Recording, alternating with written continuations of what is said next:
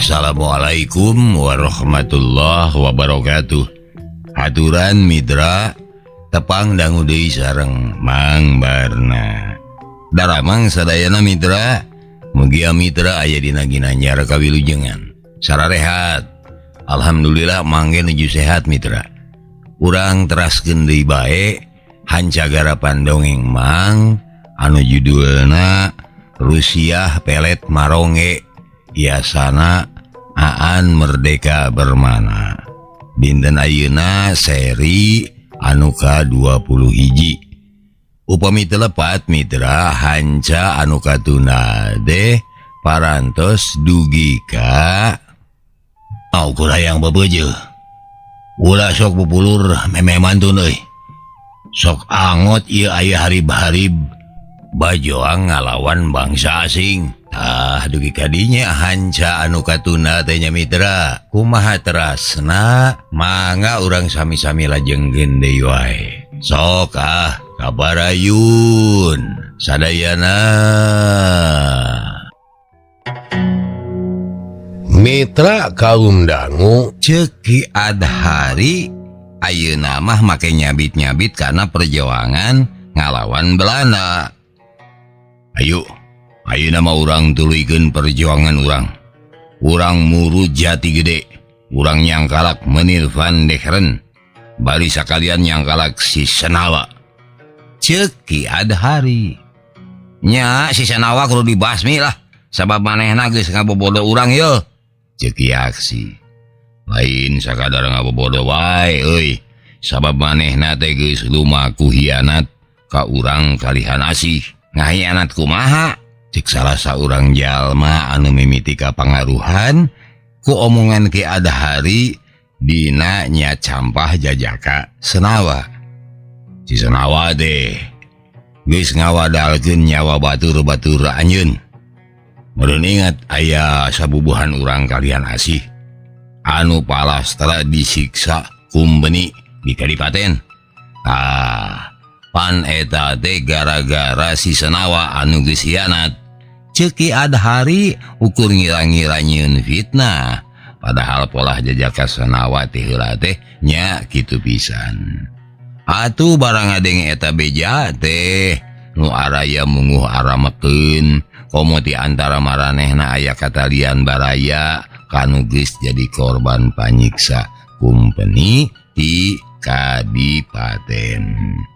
Mun nya kitu anu pangheulana modaran si Senawa teh nyaing pisan lah. Cek salah saurang nyeruntul. Kituna teh bari ngajak kegancangan muru Jati Gede. Nya urang kudu gewat muru Jati Gede. Sabab aing ge yakin si Senawa teh pasti muru ka ditu. Heuh, ku hayangna meunangkeun si Nanah Darni deuleu. Ceki Adhari ngageberan sumanget jalma. Atuh capek-capek oge bring maranehna ngalabring muru Jati Gede.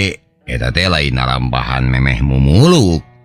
Sabab leuweung Galonggong mah pernahna aya di tebeh kalereun Desa Kalihan. Ari leuweung Jati Gede pernahna aya di tebeh kalereun Desa Kalihan asih.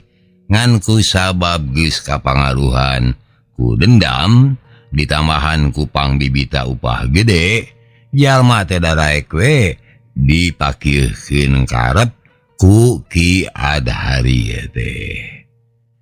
Pokona aing mah moal udar tina janji. Lamun Menir Van Decheren bisa kacangkalak ku urang, anjeun kabeh bakal nampa upah gede. Tur eta upah bakal beki gede deui mun sakalian bisa modaran si Senawa. Tapi keun tujuan utama mah urang nyangkalak Menir Van Decheren we heula. Geus kitu gancang-gancang setorkeun ka Nyi Nanah Darni. Ceki Adhari. Mitra kaum dangu tuna lalampahan jajaka Senawa jeung Ki Adhari katut baladna. Ayeuna urang ngabandungan rombongan Tuan Mark Ronghestan anu keur muru leuweung Jati di Jati Gede. Tuan Mark Ronghestan ngarasa hemeng sabab numilu jeung manehna teluyu rejeng janji samemehna. Kamana sawareh deui naha pasukan leungit namana loba-loba teuing ku ek dihitung eueuhna ge aya kana 12 urangna ya. Ceuk Tuan Mark Ronghestan hareugeun. Nu ditanya saurang ge eueuh anu bisa ngajawab sacara jejem, malah lolobana mah cukup nyebutkeun teu nyaho we. Ya aneh.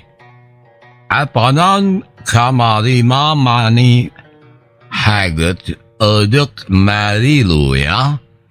Ceuk Tuan Mark Ronghes bobodeg. Ngan bae sanajan anggota pasukan jadi kurang welasan jalma, sarerea geus samiuk sangkan lalampahan dina megat-megat pasukan kumpeni teh henteu tepi ka bolai. Atuh ari mireungeuh kasanggupan sejen sarupa kitu mah Tuan Mark Ronghestan oge ngarasa longsong hatena. Lamun kitu hayu atuh urang mimiti iang ka Jati Gede. Ceuk Tuan Mark Ronghestan tur ari geus kitu mangan bring bae sabubuhan jalma muru ka leuweung jati nu aya di wewengkon Jati Gede. Mitra kaum dangu, pasukan anu dipingpin ku Tuan Mark Ronghestan teh aya kurang leuwih 30 urangna. Pakarang nu dibawana ukur bedog jeung tumak anu ngahaja dijieun tina awi. Sabenerna mah maranehna boga bedi ladang Tuan Mark Ronghestan sok mau kanti tangsi kumpeni ngan bae mimisna mah geus beak. Saenggeus anyog ka leuweung jati di wewengkon Jati Gede, pasukan dikumpulkeun di hiji tempat anu nyamuni disisieun jalan padati. Tuan Mark Ronghestan mimiti ngatur siasat. Lamun geus aya tangara yen pasukan menirvan Dehren geus datang, pasukan urang bagi dua cenah. Itu pokpokanana Mark Ronghestan, sabagian teh cenah kudu ngagoda balad kumpeni sangkan ngudag-ngudag. Bicara kitu menirvan Dehren bakal ditinggalkeun, paling ukur dikawal ku sesa pasukan. Tah lamun geus kitu anu bakal nyangkalakna teh Tuan Mark Ronghestan, kitu cacaridana. Sarerea ngarti kana eta siasat. Atuh ari geus kitu mah jumlah pasukan teh tulus dibagi dua. Satengahna dipingpin ku Tuan Mark Ronghestan, tugasna ngadodoho ti tukang. Ari satengahna deui ini terada jauh ka hareup. Tugasna ngagoda musuh sangkan daek nyusul. Rada lila ngadodoho musuh teh sabab saenggeus didaguan saneng-eneng teu kabireungeuh kalebah dinya bakal aya rombongan nu ngaliwat. Baladna maret deui ka Tuan Mark Ronghestan, meureun ti dituna mah tumanya nah musuh teh acan keneh datang. Ngan bae bari ngagunakeun isarah leungeun, Tuan Mark Ronghestan teh ngabejaan yen pasukan kudu sabar nungguan. Daknya bae ari ditungguan mah musuh teh teu oleh datang. Ti jauhna oge geus kadenge sora otoplak aleutan kuda, juru telik anu ngawaskeun tina dahan kai jati ngabejaan ku isarah ngeunaan jumlah eta aleutan. Ya musuh aya 40 aleutan kuda sama geleng ku beldil jeung kobang ya. Ceuk Tuan Mark Ronghestan ngagerenyem maca Basa isarah anu disebutkeun ku juru telik. Kuat moal ya urang ayeuna ieu, cek anak buah Tuan Mark Ronghestan. Sabab detela jumlah musuh teh leuwih loba. Tuan Mark Ronghestan teu mere komentar naon-naon. Nu katingali mah halisna we kerung tandana keur mikir. Alutan pasukan kumpeni geus ngaliwat. Menir Van Degeren kabireung aya di tengah rombongan. Manehna nyorenangkeun bedil jeung nyoren gobang. Nu sejena oge sarua sama greng ku pakarang. Ku pasukan anu keur dipingpin ku Tuan Mark Ronghestan teh diantep we sina ngaliwat heula. Basa pasukan musuh geus ngaliwat, ti tebeh hareup kadenge anu hohoak nangtang-nangtang. Munguh matak leuwas, tapi oge sakaligus matak amek keur pasukan kumpeni. Ari sababna anu nangtang-nangtang teh bari jeung totongengan sagala, malah calana pangsina diporosotkeun atuh kabireungeuh anu ngagabel di tukang. "Sae ta bangsa teh euy? Aya kudu soban euy," cek salah saurang anak buah kumpeni di bangsa pribumi. Nu sejen ge sarua ting corowok amakeun. Malah ku sabab anu ngagoda beuki nista, sabubuhan kumpeni teu sabar hayang ngobrot, tur teu bisa dihalangan deui. Ngan bertek bae olas-olas kuda dibedal ku anu tumpakna pikeun ngudag-ngudag anu totongengan teh. Anu keur totongengan ari nyaho pada nyusul mah geuwat menerkeun deui pangsina, tur purat perot lumpat mapai-mapai jalan padati. Nu bieu ngagoda bari morsotkeun teh terus we purat perot lumpat. Ari tukangeunana sabubuhan kumpeni nyusul bari ngabedal kuda. Kituna teh bari dordar ngabekaskeun bedilna. Sawareh mah ayuh-ayuhan bari ngacung-ngacungkeun gobang. Ngan bae saenggeus anu nyusul-nyusul anggangna rada jauh ti sesa pasukan anu ditinggalkeun, di sisi ti gigi rungkun jemet ting arajeng welas-welas jalma. Dituna teh bari langsung narajang ka balad kumpeni anu keur tarumpak kuda. Anu diserang puguh reuaseun pisan, sabab samemehna maranehna teu nyangka kitu. Serbu! Balad Tuan Mark Ronghestan gogorowokan. Bari ngaheumatkeun bedog ka kenca jeung ka katuhu. Tur ari geus kitu mah derbae bitotama rebutan nyawa. Sabubuhan balad kumpeni adu hareupan ngalawan baladna Tuan Mark Ronghestan. Perangna pada ngagunakeun pakarang seukeut sabab kumpeni geus teu boga waktu pikeun ngagunakeun bedil. Saenggeus nyahoyan pasukan nu dihareup geus ngayakeun panarajang, atuh sesa pasukan anu keur dipingpin ku Tuan Mark Ronghestan oge langsung ting arajleng pikeun narajang sesa pasukan kumpeni. Tuan Mark Ronghestan mah langsung ngajleng muru-muru menir Van Degeren. Tur ari geus kitu mah derbae galungan begalan pati. Pertempuran teh kabagi dua. Pasukan anu dipingpin ku Tuan Mark Ronghestan rada untung sabab sesa pasukan kumpeni anu teu milih nyusul-nyusul musuh dihareup. Jumlahna leuwih saeutik. Atuh dina waktu anu teu lila sesa pasukan kumpeni teh bisa diperenan.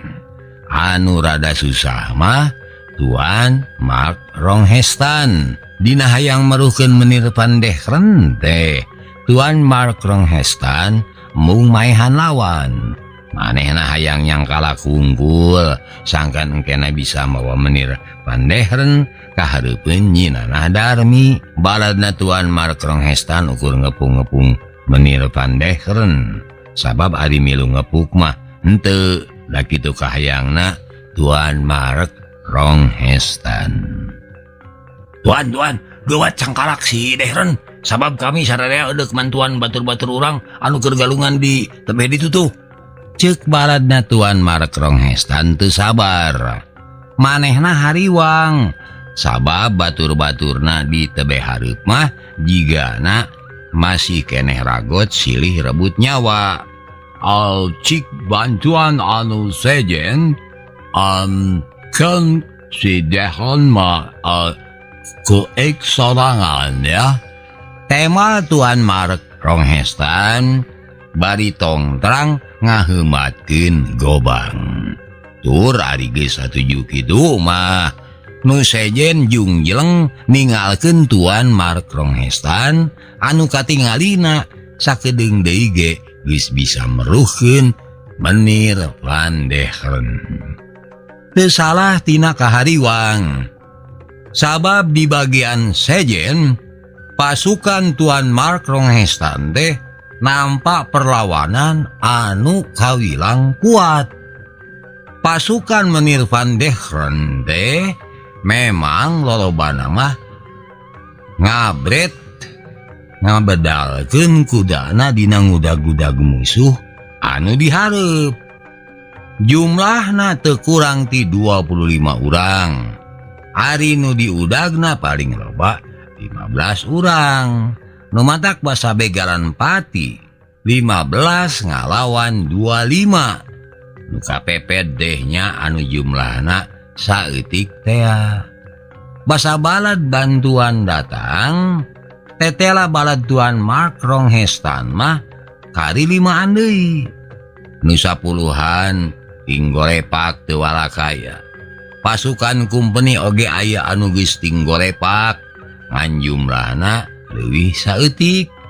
Nu jadi perkara balad ti kalihan eleh sabab kumpeni mah boga kasempetan jang nyentangkeun bedil. Balad kalihan asih anu korban teh nyaeta anu kacentang ku bedil. Sorbo balad ti kalihan asih tinggorowok mere sumanget mireungeuh aya bantuan. Atuh nu 5-an sumangetna ngagedur deui dibantuan ku 15 urang sakaligus. Tangtu we lir anu katambahan tanaga badag. Malah ayeuna mah giliran kumpeni anu kapeped. Sanajan maranehna masih kene aya waktu jang ngabekaskeun bedilna, tapi dari nyentangna bari rusuhan bari soak mah loba anu hasilna ngabulasin. Tina sababaraha kali centangan ukur 2-an di balad kalihan asih anu kabeunangan mah. Malah dina akhirna anu eleh teh nya pasukan kumpeni pisan. Korban tinggal itu nah anu langsung tiwas atawa anu sakadar gogorentelan nahan ka nyeri anu masih keneh jag-jag ngabedal kuda lumpat ngajauhan. Di tempat sejen tetela Tuan Mark Ronghestan oge akhirna bisa nyangkalak menir Van Decheren. Menir Van Decheren geus teu walakaya. Basa kadua leungeunna dibarogod deh. Tatu mah tatu disaluareun awakna. Menir Van Decheren digusur kana kuda rek dibawa ka lemur kalihan asih. Ngan bae sabot Tuan Mark Ronghestan keur ngabedal kuda bari ngagugusur awak menir Van Decheren. Tinadahan kai aya anu ngajleng. Tuan Mark Ronghestan teu apal saha anu ngajleng ti luhur teh. Sabab manehna geus katur lengan manten. Waktu punukna digebug ku popongkol. Awak Tuan Mark Ronghestan ngagedebut tina tongong kuda. Tetela Midra anu ngagebug punuk Tuan Mark Ronghesan teh tayalian Iwalti Jajaka Senawa. Manehna geus ti jauh ngawaskeun pertempuran. Malah sawaktu Tuan Mark Ronghesan begaran pati patutunggalan ngalawan Menir Pandeheren, manehna mah lalajo we. Hayang aing mah nu kajor teh si Maronge. Geus kitu si Deheren waing dikepuk. Datang tu manehna geus teu bogaeun tanaga pikeun galungan. Heuceuk pikirna Jajaka Senawa ngan bae saenggeus diawaskeun beuki lila kanyahoan geuning anu baris unggul mah jigana Tuan Mark Ronghesan. Eta kabireungeuh kumaha haripuna Menir Pandeheren anu geus boborot getih ari sedengkeun sanajan Tuan Mark Ronghesan oge sarua tatu tapi manehna mah katingali masih keneh jag-jag. Mireungeuh Tuan Mark Ronghesan aya di pihak anu unggul. Jajaka Senawa mah geuwat ngabelesat mapai-mapai jalan padati anu engkena beras ka kampung kalihan asih. Geus kitu terekel manehna kana dahan kai bari geus sayaga ku popongkol. Si Maronge pasti cenah bakal ngaliwat ka palebah dieu ye. Alah ulah samat kaniaya. Ku aing bakal dibinasa. Jeung tawananana ku aing bakal dijabel. Heuceuk pikirna Jajaka Senawa bari taki-taki. Gitu. Ngawaskeun ka tebeh di mana Tuan Mark Ronghesan engke bakal mucunghul. Teu salah tina panyangka nyawe. Tuan Mark Ronghesan teh ngaliwat kadinya bari tumpak kuda. Manehna teh oge bari ngagugusur awak Menir Pandeheren anu geus teu walakaya. Nu matak basa kuda anu ditumpakan ku Tuan Mark Ronghesan ngaliwat ka palebah dinya. Jajaka Senawa geuwat ngajreng ka handap bari saterusna ngepuk punuk Tuan Mark Ronghesan jeung ngarebut kuda katut tawanan. Hahaha, mun kieu carana mah nya aing anu terus papanganten jeung Nyi Nanah Darmi. Ceuk Jajaka Senawa nya kakak sorangan bari ngabedal kuda muru ka kampung kalihan asih. Di sapanjang jalan uteukna geus nyipta-nyipta kumaha bungahna bisa oleng panganten jeung awewe anu salila ieu dipitineung. Hanya karena implengan Jajaka Senawa can waktuna kudu cumpon. Ari sababna ti hareup lapat-lapat kabireungeuh aya alitan kuda. Jumlahna aya kana genepna. Kabeh oge ditarumpakan basa mireungeuh saha anu tumpakna. Jajaka Senawa hatena ngagebeg reuwas. Kumaha teu rek kitu? Sabab nu daratang bari ngabedal kuda teh tayalian Iwati Ki Adhari sabalad-balad. Beuh, urang ajar pisan yeuh. Cek Jajaka Senawa dus-dis jeung hariwang. Manehna geus teu bisa nyingcet da puguh jalan padati teh ngan eta-etana. Tuh geuning, si Konyok Senawa tuh. Ceuk Ki Aksi ngagorowo. Susul, podaran si Senawa, podaran. Ceuk Ki Adhari ngacung-ngacung bedog. Mireungeuh bahaya keur ngancam-ngancam jiwana. Atuh harita keneh oge uteuk Jajaka Senawa muter neangan akal. Ku sakilat ge mani geus kapanggih. He Ki Adhari, beunang euy. Beunang ieu si Menir Deheren teh. Kop bawa ka hareupeun Nyi Nanah Darmi. Bejakeun we yen ieu teh nya Andika anu nyangkalakna. Cek Jajaka Senawa gogorowokan. Demi ngadenge omongan Jajaka Senawa sarupa kitu, Ki Adhari mani curingat.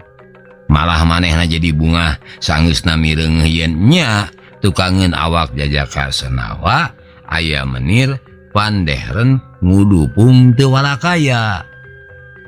Bener ieu teh euy, jang aing. Si dehreun teh ku sia dibikeun ka aing. Ceuk Ki Adhari satengah cangcaya. Pokoknya gitu pisan kop wae, jangan nikah. Tema Jajaka Senawa. Kade Adhari ulah percaya gitu wae. Pan ku urang geus kanyahoan si kunyuk mah babari hianat. Pan manehna ge sarua bogoh ka Nyi Nanah Darmi. Ceuk Ki Aksi cangcaya kana kajujuran Jajaka Senawa. Tadi pungkir kami bogoh ka Nyi Nanah Darmi. Dalamun kudu jujur mah, sarerea oge bogoh ka Nyi Nanah Darmi. Ngan aya anu wani wakca, jeung aya anu disidem. Kami nya bogoh. Tapi kapikir deui ari beusi mah aduna kudu jeung beusi deui. Nu pantes nyanding jeung Nyi Nanah Darmi mah jiga nangan ukur Ki Adhari da puguh jalma jigud. Matak sanggeus nyaho ieu mangkruk teu init kagalonggong. Kami mah langsung mur jati gede mang newakeun menir dehreun nya hitung-hitung mulang tarima jeung nebus dosa we ka Ki Adhari. Ceuk Jajaka Senawa rumah rame. Bener eta omongan maneh deh. Ki Adhari masih keneh cangcaya.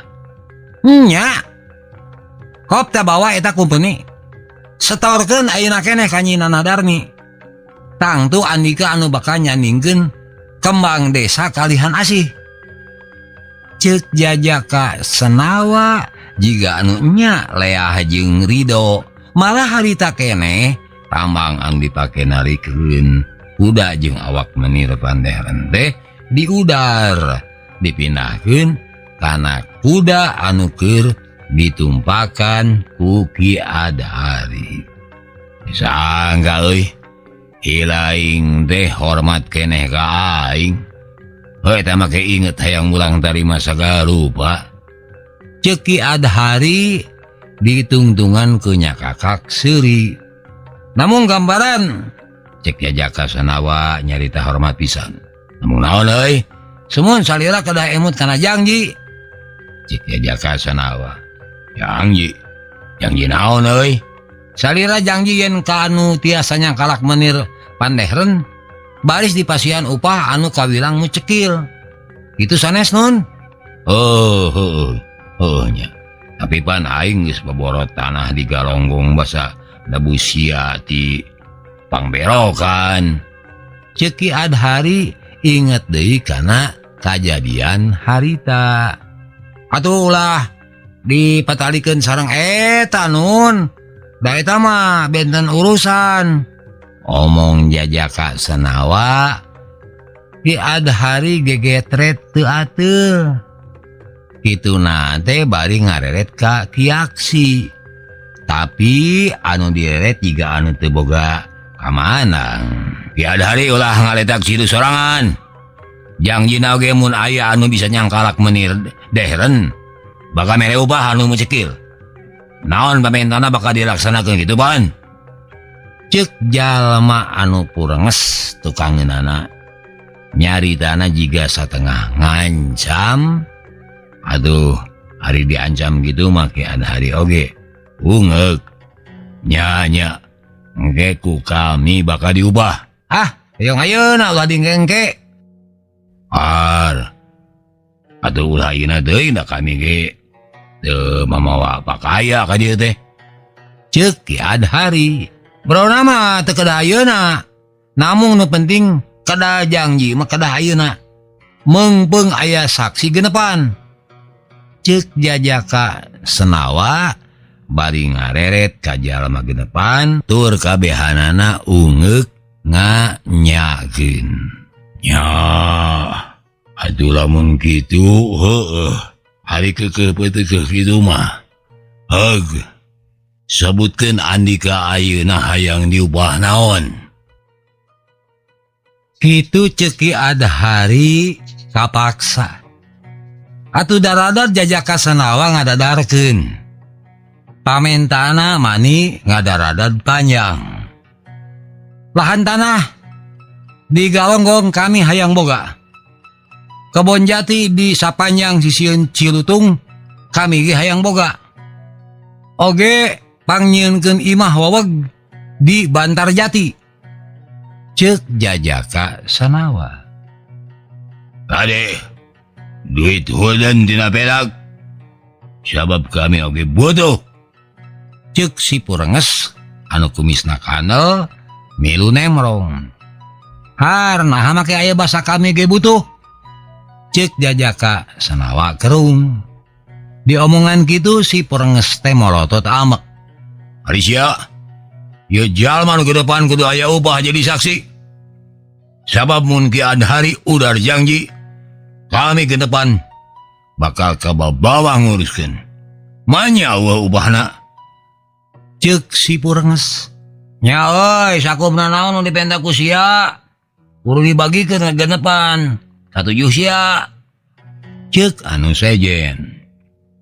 Har, naha make kudu kitu? Hah, asa eueuh patalina. Jajaka Senawa muncareng amek. Is, nya puguh pisan patalina mah tuh euy.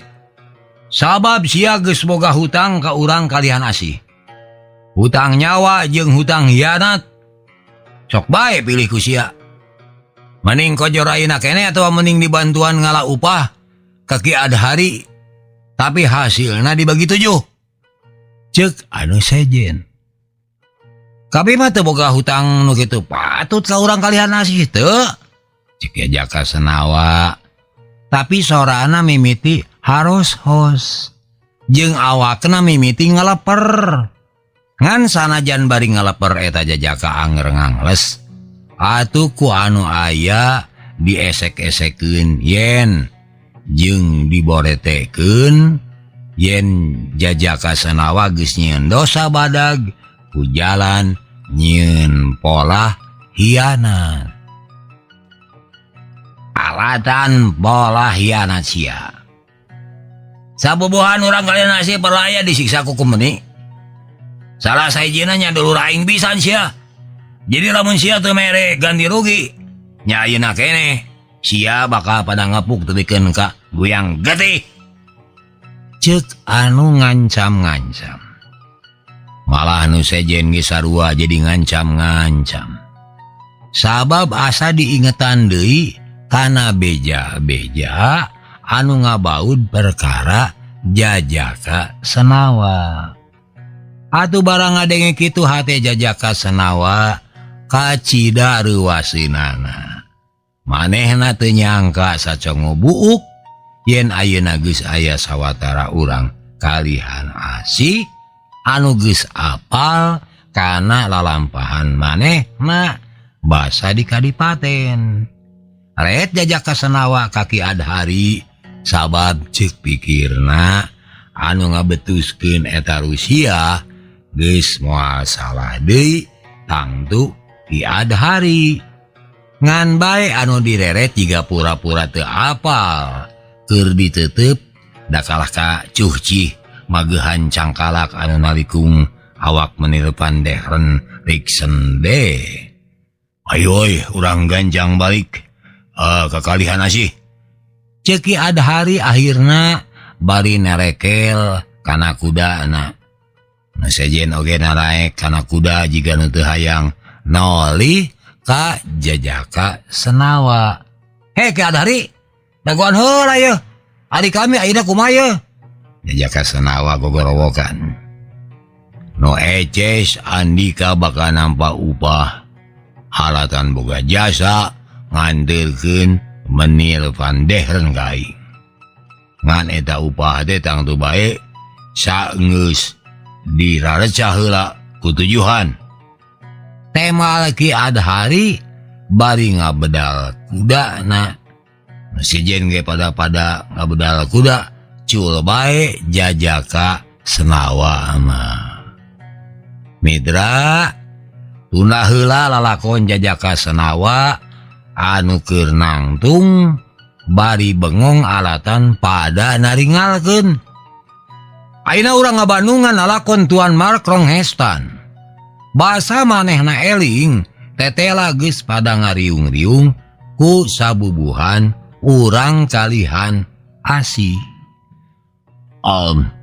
Aya naon ieu? Syukur sare dea. Salamat. Cek Tuan Mark Ronghestan bari ngaragapan punukna anu karasa nyeri. Duh kabeh salamet, Tuan. Ulasan balad urang aya anu parastra, Tuan. Temal salah saurang anak buahna. Ngadenge kitu Tuan Mark Ronghestan kabileungeungun. Heula adi Tuan kunaon make ngudupung di sisi jalan, Tuan? Jeung ka mana adi menirpan dehreun? Lain tadi mah basa aku kami ditinggalkeun teh keur ragot jogol. Cek anak buahna alatan ngarasa heran atau bikin sakedapan mah Tuan Mark Ronghestan oge gawena ukur hulang-hulang jika anu keur mikiran kajadian anu kungsi karanapan ku manehna. Geus bisa dewak si dehen keik manehna di talian. Tema Tuan Mark Ronghestan nyarita gitu teh bari terus hulang-hulang nginget-nginget kajadian. Nya ina mana geuning teu kasambak? Cik nanya. Tuan Mark Ronghestan ngahulang deui. Anger jiga anu keur nginget-nginget. Si Declan geus digusur kana kuda. Geus ditaikeun kana bujur kuda, tonggong kuda. Tapi di tengah jalan, kana punduk aya anu ngakebog. Ik teu ingat panon ge poek, hudang teh geus pada ngariung ya. Cek Tuan Mark Ronghestan kitu teh bari ngarampaan punuk deui. Ngadenge beja kitu nu araya ting parlong bari ngaduga-duga. Saha kira-kirana cenah anu geus milampah kitu ka Tuan Mark Ronghestan teh. Moal mah ku urang kumpeni diturungan deui si dehreun teh kitu. Cek anak buahna Tuan Mark Ronghestan. Alah, centang tuh eta pola kumpeni. Sabamunnya gitu, Tuan Maronge pasti dicangkalak dibawa ke kadipaten. Atawa malah dibateni di dieu kene. Cek anu sejen deui. Nya jadi kusaha tuh sabenerna si dehreun ditulunganana yo. Ngomong sejena deui. Ngan eta pananya teh teu manggih jawaban. Kusabab teu manggih jawaban, Tuan Mark Ronghestan mah milih ngajakan sejen pikeun gura-giru baralik deui ka lemur kalihan asih. Sabab sakedeung deui kumpeni di kadipaten, bakal nambah beja. Yen aya pasukan kumpeni di Jati Gede, megat-megat, ulah aya kejadian jika minggu kamari ya, lembur diserang ku pasukan kumpeni, bari di ditu awe sasaha ya. Cek Tuan Mark Ronghestan. Jigana eta kamandang teh bisa tujuan da buktina sararea samiuk sangkan gagancangan balik ka kalihan asih. Mitra kaum dangu, pasukan anu dipimpin ku Tuan Mark Ronghestan ngalabring tarumpak kuda rek balik ka lembur kalihan asih. Ngan bae di tengah jalan manggihan jajaka Senawa anu keur lempang sasoranganan. Senawa, keur naon sih aku kulunuan sorangan di dieu? Ceuk anggota pasukan mungu matak ngagebegeur jajaka Senawa. Pikeun sakadapan mah manehna ngaheugeu teu nyaho kudu kumaha nyanemalan. Cager. Waduh, mitra hanya kabujeng neng nong cekap dugi ka dieu heula. Insyaallah enjing diteraskeun deui mitra. Nuhun kana paratosanana, hapunten samudaya kalepatan. Billahi taufiq wal hidayah. Wassalamualaikum warahmatullahi wabarakatuh. Ciao.